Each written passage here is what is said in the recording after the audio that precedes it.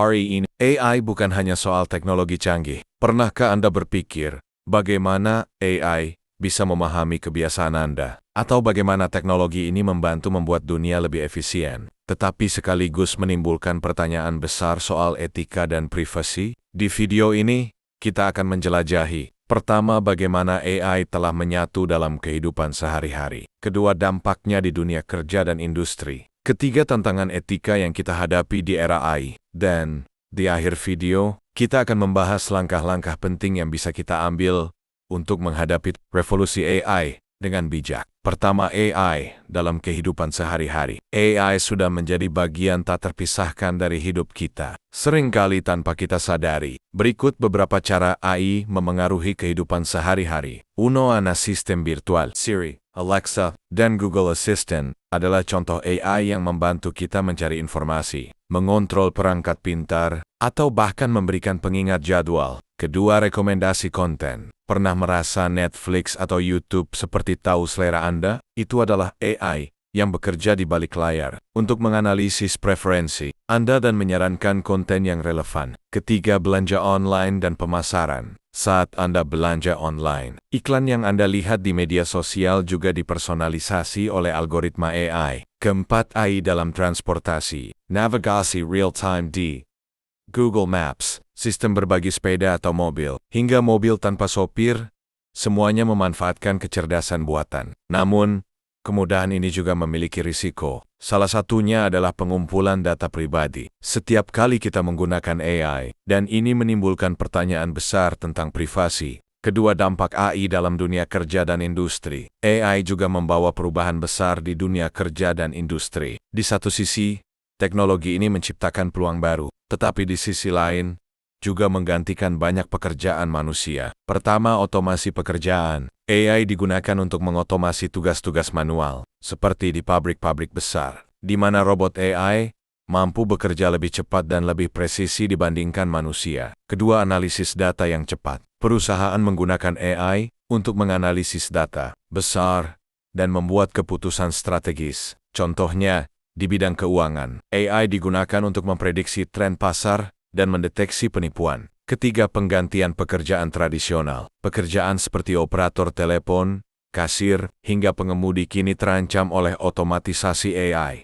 Sebagai gantinya, muncul kebutuhan akan pekerjaan baru, seperti pengembang AI, analis data, dan ahli keamanan siber. Namun, ada tantangan besar. Bagaimana kita bisa memastikan transisi yang adil untuk pekerja yang terdampak? Apakah setiap orang memiliki akses yang sama untuk mempelajari keterampilan? Bagian 3. Tantangan etika dan moral di era AI. Semakin canggih AI, semakin besar pula tantangan etika yang kita hadapi. Beberapa tantangan utama termasuk: pertama, privasi dan keamanan data. Setiap interaksi kita dengan AI menghasilkan data. Namun, siapa yang bertanggung jawab atas data tersebut? Bagaimana data itu digunakan? Dan apakah pengguna memiliki kendali atas data pribadinya? DOIS, Bias Algorithm. AI bekerja berdasarkan data yang diberikan manusia, dan data tersebut seringkali memiliki bias. Misalnya, jika data historis diskriminatif, AI juga akan menghasilkan keputusan yang diskriminatif. Ini menjadi tantangan besar di bidang perekrutan, hukum, dan pendidikan. Ketiga, AI untuk tujuan negatif. Teknologi ini juga bisa digunakan untuk hal-hal yang merugikan, seperti menciptakan deepfake, menyebarkan berita palsu, atau bahkan mengembangkan senjata otonom. Keempat, tanggung jawab hukum. Jika AI membuat kesalahan atau keputusan yang merugikan, kita perlu regulasi yang jelas untuk memastikan AI digunakan untuk tujuan yang baik dan tidak membahayakan masyarakat. 4.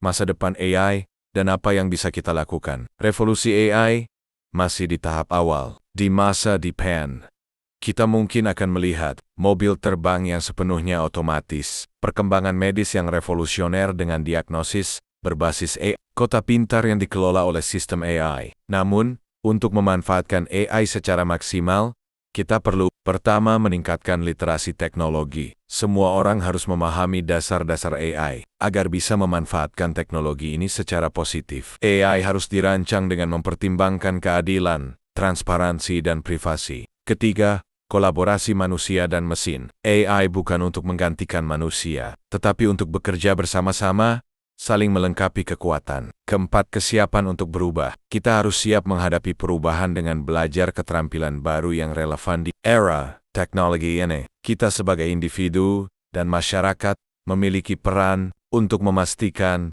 AI digunakan untuk kebaikan bersama. Mari jadikan AI sebagai alat untuk meningkatkan kualitas hidup, memecahkan masalah global, dan menciptakan masa depan yang lebih cerah. Ingat, teknologi adalah alat, dan bagaimana kita menggunakannya adalah cerminan nilai-nilai kita sebagai manusia. Bagaimana menurut kalian tentang AI? Apakah kalian optimis dengan masa depannya? Atau ada kekhawatiran tertentu? Tulis pendapat kalian di kolom komentar. Jangan lupa untuk like, subscribe, dan nyalakan lonceng notifikasi agar tidak ketinggalan video-video menarik lainnya.